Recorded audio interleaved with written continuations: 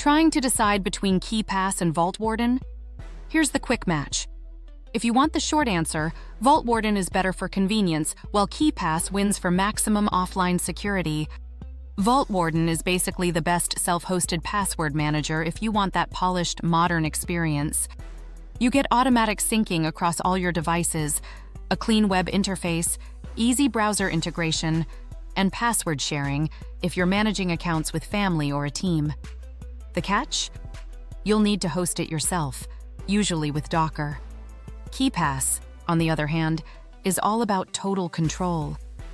Your passwords live in a local encrypted file on your device.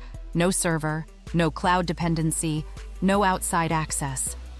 That makes it incredibly secure for privacy-focused users.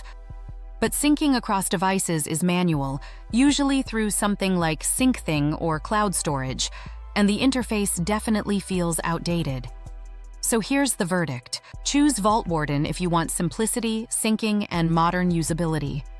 Choose KeePass if you care most about absolute offline privacy and don't mind doing extra setup.